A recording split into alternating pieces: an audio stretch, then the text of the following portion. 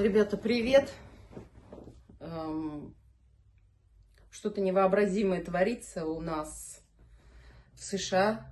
Я думала, что тот торнадо, который нам достался, он очень даже значимый и внес катастрофического масштаба ущерб штату. Но следом случилось огромное наводнение в соседних штате. И сейчас, далеко не ходя, мы видим, что у нас происходит в Калифорнии. То есть на одном краю страны у нас стихийный пожар, на другом краю у нас снегопады. Техас, Джорджия вообще в истории не помнит, когда последний раз видела снег, или это бывает крайне редко, один раз в 30-40 лет выпал снег, и гололедицы и мощные бураны, люди недоумевают, что произошло. Но то, что сейчас мы слышим про пожар в Калифорнии, по масштабам немножечко удивляет. Вот я читаю последние новости. Новости, например, говорят о том, что... Сейчас я вам расскажу. Я уже 3 дня не сплю. Феликс говорит: ты что это, Калифорния далеко от нас? Я говорю: ты что? Как будто у меня на соседнем огороде. 7 января, по-моему, это началось. Сегодня уже 10, да? В январе 25-го года в Лос-Анджелесе, я в Лос-Анджелесе была, ребята, я вот на этой улице, известном пляже Малибу, вот этот пирс, ресторан, я там гуляла, там сейчас ничего нет, там руины. Я говорю: Феликс, я здесь была, и не раз. Я в шоке. Лос-Анджелес столкнулся с беспрецедентными лесными пожарами, охватившими несколько районов города и окрестностей. Стихия привела к гибели по меньшей мере 10 человек. Но я думаю, что это заниженные данные, потому что просто подсчитать невозможно. Скорость ветра достигает 60 км в час, а разносятся вот эти горящие сухие пепелинки еще быстрее. То есть люди даже не успевают из дома выйти. В Фейсбуке показывают кадры, как люди заблокированы в своих домах. То есть выйти даже нельзя. Поэтому я думаю, жертвы мы узнаем точнее позже. И вынудили эвакуироваться около 180 тысяч жителей. Цифры тоже занижены, потому что несколько маленьких городов, окружающих Лос-Анджелес, даже сейчас Голливуд, знаменитый Голливуд охвачен, знаменитая улица Беверли-Хиллз, Малибу, о которой я вам говорила, Пасадена. Я название не буду уточнять, но городок, в котором 266 тысяч людей, то есть он полностью сгорел. То есть там показывают масштабы, то есть такой уровень возгорания и скорости распространения огня, что пожарные службы даже не берутся за это. То есть надо, чтобы немножечко остыло, стихло. Какое-то уникальное что-то происходит. Среди пострадавших оказались престижные районы, включая дома многих знаменитостей. Да, знаменитости перечисляли, там и супруг Дженнифер Энистон, и там Том Хэнкс, еще пара знаменитостей, я просто имена не помню, ну там очень много, там дома 5, 6, 10, 11 миллионов. Какой там тысячи домов. Это не просто... Причины и развитие пожаров. Пожары начались 7 января и быстро распространились из-за сочетания сильных ветров, высокой температуры и низкой влажности. Вы знаете, зимой очень сухо. Типичных условий для Южной Калифорнии в это время года. Среди наиболее пострадавших районов Пасифик, Palisades, где огонь уничтожил множество домов. Огонь на данный момент уничтожил поселки, городки. Это за один день, что ли, 600 футбольных полей. Это, представляете, там какие площадя. Реакция властей и меры по борьбе с огнем. Местные и федеральные власти мобилизовали значительные ресурсы для борьбы с огнем. Президент, действующий на данный момент президент Байден, объявил о предоставлении федеральной помощи для покрытия всех расходов, связанных с ликвидацией последствий пожаров. В город были направлены подразделения Национальной гвардии для поддержания порядка и предотвращения случаев мародерства. Я лично сегодня смотрела новости. Некоторая часть жителей этого города не дремлет. То есть вот на заднем дворе пожар, а дом полностью грабят. То есть там целая группа работает отважных, сильно-сильно загорелых людей. Сильно-сильно загорелых. Вот как примерно эта мебель. И все выносят. И здесь же новости стоят, и все это показывают, потому что они понимают, что ветер идет, и этот дом через час, от него ничего не останется. Мародерство прям как будто в былые 2019. Вот, местные так. Этот пожар сравнивают с великим Чикагским пожаром 1871 года, когда там полгорода снесло, просто колоссальный был ущерб. Великий Чикагский пожар, произошедший в октябре 1871 года, уничтожил более 17 тысяч зданий и оставил без крова около 100 тысяч человек. Хотя нынешние пожары в Лос-Анджелесе не достигли таких масштабов, я думаю, они уже переплюнули разрушения значительны, и последствия для городской инфраструктуры и экономики будут ощущаться еще долго. По этому поводу я так вам могу сказать, что я думаю, что будет какой-то и очередной экономический коллапс, потому что вы сами подумайте, когда вы страхуете дом, страховая компания что делает с вами, с вашими деньгами? Она ваши деньги вкладывает в стоки, вкладывает в недвижимость, чтобы деньги работали, не лежали. Деньги должны работать. Инфляция тоже делает свое дело. И доходы должны расти. А сейчас такого глобального плана ущерба, вы представляете, это, то есть, такой обвал для это такой страховой случай для страховых компаний, что это в один момент надо изъять огромное количество денег. И откуда изъять? Из оборота. Вы понимаете, как это будет чувствительно для рынка? Я думаю, мы с вами увидим последствия.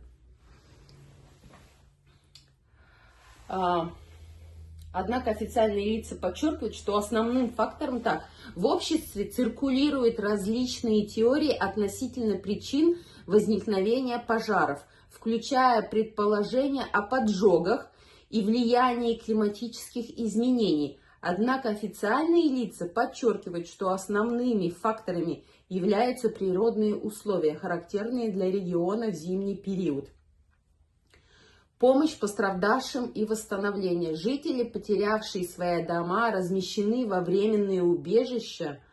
Временные убежища предоставлены всего лишь на 2 недели. Я даже не знаю, что люди будут делать. Организованных городскими властями и благотворительными организациями предоставляется финансовая помощь для покрытия первоочередных нужд. Страховые компании начали оценку ущерба для последующих выплат компенсаций. По этому поводу тоже много споров. С одной стороны, мы слышим, конечно, больше в социальных сетях, мы слышим, что этот пожар носит как бы типа это какой-то заговор. теория всемирного заговора, это что это все предумышленно, все это спланировано, и все это было заранее приготовлено, что это организованный ущерб. Этот социальные сети нам в одно ухо. Телевизор, он говорит, что это все стихийное бедствие носит непредвиденный характер, то есть характерный для этого региона. Например, в Калифорнии очень сухая зима. Последний раз там дождь был почти год назад, то есть там маленькое количество выпавших осадков, и это характерная черта климата этого региона. То есть там засушливо, там очень редко дожди идут, мало, больше солнечных дней. При этом зима, очень много сухих деревьев, постройки. Все деревянное, не бетонное. Вы видите, сгоревшие там только кирпичные трубы, эти печки стоят. Кроме того, сильные ветра. И в этот раз просто был сильнейший ветер. Было короткое замыкание, которое зафиксировали. И было просто элементарное возгорание. И сила ветра совпала с возгоранием, и ветер, это, как я вот детям объясняла, это просто поднести спичку, искру к соломе. Все, весь сток сгорит за 3 секунды. Здесь та же самая ситуация. То есть для этого региона пожары – это обычное дело. Каждый год мы с вами слышим, что в Калифорнии горит. Один район, на следующий год другой район горит. Вот сейчас Лос-Анджелес горит. Да, по масштабу, то есть площадь, она отличается, что в этот раз пожар намного масштабнее по площади. Но характерное то, что это пожары, и они точно такие же, как и во все годы, как бы подтверждается. Никаких больших панических атак и предпосылок к тому, что это глобального плана. Правительство, как говорится, забыла, вот в городе, government, он не видит. Даже президент, новый выбранный президент, ну, я просто смотрела сегодня утром выступление Трампа. Он просто сказал, просто надо переждать. Это просто пожар. Посмотрим, когда он стихнет, будем думать, что делать дальше. Мне реакция, конечно, немножечко удивила, но я думаю, окей, люди большие, высоко сидят, далеко глядят, поэтому мы не можем с вами говорить. И поэтому мнения разделились. Для кого-то это послание богов, я там почитала все. Бог все знает, Аллах все делает. С другой стороны, говорят, ребята, это имело место быть, риск такой существует в данном регионе, и это все знают. Как у нас здесь, торнадо, я чуть с ума не сошла. У меня все в порядке, типа, ну а что? Здесь для этого региона это обычное дело. Поэтому здесь подвал, будь любезна, спустись в подвал. Дома с подвалами. Единственное, что меня удивляет и немножечко озадачивает в плане того, что это все-таки такая организованная деятельность, и сейчас, после того, что сейчас мы увидели, это, знаете, это начнется какой-то новый бум после всего этого. Потому что видят, что страховые компании видят, что ситуация ухудшается, дождей нет, риск возникновения пожаров очень высокий, они страховые случаи отменяют, то есть или делают страховку очень дорогой, или вообще убирают страховку, то есть вот как во Флориде было наводнение, некоторые районы страховку под наводнение не продают. То есть вообще не дают. Надо покупать в 2 раза дороже, получается очень дорого для страховки. Но, говорят, этот район незатопляемый. Но когда, как показало последнее наводнение, все затопило по самые не хочу. Извините, страховка не предусмотрена. Здесь точно такой же случай, но здесь немножечко в 2 раза масштабнее. Страховые компании, чтобы себя обезопасить, пожар исключали из страхового случая. Представляете? А хотя пожар является самым рискованным, что может там произойти. И, как мой муж говорит, Калифорния очень демократичная. И за предыдущее время руководство Калифорнии, оно было более озабочено не тем, чтобы обезопасить дома и сделать гидравлические подводки. То есть, вот у нас тут, видите, мы очень много миньонов, красные и желтые на перекрестках стоят. Если пожар случается, я вот даже в видео вам показала, пожарная машина подъезжает, подключается к этому крану, и из общего водопровода, или, может быть, отдельная труба, берут под большим напряжением большой объем воды и тушат пожар. Иногда с добавлением химии, чтобы быстрее затушить. Здесь, в калифорнийском случае, который сейчас происходит, направо-налево и социальные сети, и государственное телевидение, мы сравниваем с вами, да, они кричат, и здесь одно и то же.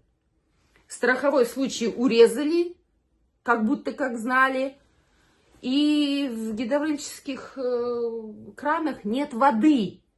Потому что некоторым периодом ранее руководство решило, что надо спасти вымирающие виды рыб. Как называть? Нет, млекопитающие это птицы. Каких-то рыб спасали. И большое количество воды надо было для их спасения. Были разрушены какие-то дамбы, то есть проводилась не 1 год какая-то работа. То, что от такого огромного города забиралась вода, то есть ничего не делалось для того, чтобы обезопасить дома от самого большого риска, от пожара, который может быть в этом регионе, а направить эту воду, чтобы спасти какую-то рыбу, которую в итоге не спасли. Вот. Делаем выводы.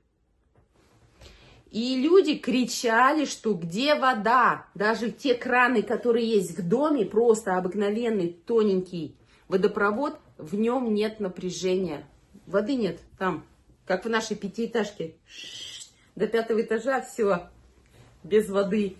Здесь тоже самый случай. Я лично считаю, это никакого заговора нет.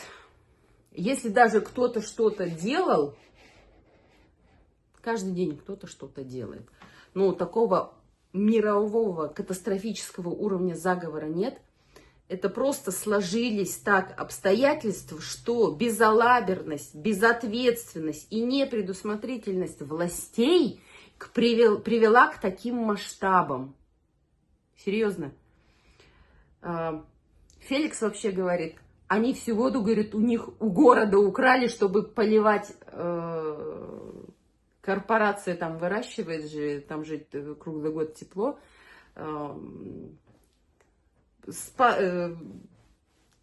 Плантации свои, где выращивается какая-то... Слово забыла, все. На фермы. Вода направляется на фермы, где выращиваются разного рода продукты, растения. Забыла как это. Вот. И поэтому в городе не было воды. Потому что в самом деле пожарные не приезжали. Еще и бюджет был уменьшен. Бюджет был уменьшен на пожарную станцию. То есть департамент пожаротушения был урезан в бюджете. Вы можете себе представить? Для района, где это является самым большим риском. Поэтому я думаю, что это безответственность властей привела к такому большому масштабному происшествию, которое до сих пор не закончилось. То есть я Феликсу говорю, как так может быть? Вот Малибу, дорога, вот тебе океан, вода, а вот горит здесь. Как такое может быть, что? Ни самолетов, никаких насосных установок, которые могут тушить. Ничего нет. Все начало происходить только через 2 дня, когда уже видели, что масштабы растут, что уже ничего не помогает, что там просто ковром горы уходят. Что-то начали делать. Уже 4-е сутки скоро начнутся. Я надеюсь, что это все закончится и начнется восстановление. Но и здесь мне немножечко страшно. Мне кажется, не все смогут отстроиться, не все смогут восстановиться, потому что не у всех есть возможность. Но все равно я надеюсь, что все это скоро закончится. С вами была Татьяна. Немножко с вами порассуждали.